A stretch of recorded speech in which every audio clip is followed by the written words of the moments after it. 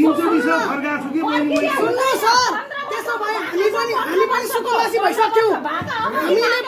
हामी सुकुम्बासी भइसक्यौँ हाम्रो वडा अध्यक्षले यो गर्नु भएको छैन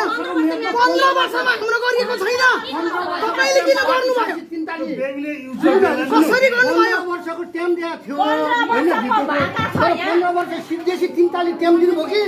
3 वर्षमा 43 टाइम दिनुभयो त्यति कुरा आके अनि अर्को कुरा ब्याङ्कको कुरा बोलाउँ अनि के भनौँ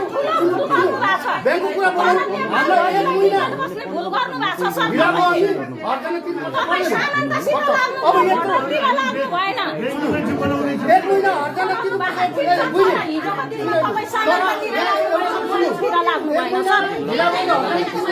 यति गरेकोमा कति अर्जना तिर्नुपर्छ किन यसले जे पनि गर्न पाउने हामीले चाहिँ हरेक कुरा सहनुपर्ने भने अबको जमाना छैन नत्र ब्याङ्कले जे पनि गर्न सकिन्छ हामीले त के सकेसम्म हाम्रो अध्यक्षज्यूलाई सोधौँ भनेर आएको अध्यक्षज्यूले गर्दै त पुरै गर्नुभयो हजुरले पहिला बुझ्दाखेरि के गर्नुपर्ने कति वर्षको टाइम भन्दा 15 वर्षको 3 वर्षमा त हुनुहुन्न यो त दिन नसकेर लिने हो सुन्नु न भाइ 340 सम्पत्ति दिन पाउन मैले फर्का छु के भन्नु होइन तिनताले त त्यो टाइमै छैन त मैले पनि हाइसकेको हैन तर मैले 6 महिना नदिँदा पनि के भयो सुनेकोमा म पनि गएको म सङ्घर्ष समितिको जिल्ला अध्यक्ष हुँ लघुवित्त विरुद्ध सङ्घर्ष समितिको जिल्ला अध्यक्ष हुँ त्यही भएर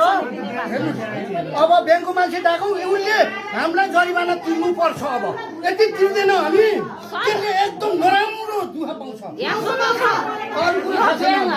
सरासर अन्याय गर्दैछन् सबै यहाँ हामीलाई मात्रै होइन मलाई पनि महसुस भएको छ नेपाल बिर्सिसके नेपालको ब्याङ्कमा राख्ने पैसा दिन्छु भन्ने कारोबार भन्ने अनि त्यहाँबाट त 40 लाखको जग्गा चाहिँ 11 लाखमा लिनु पर्ने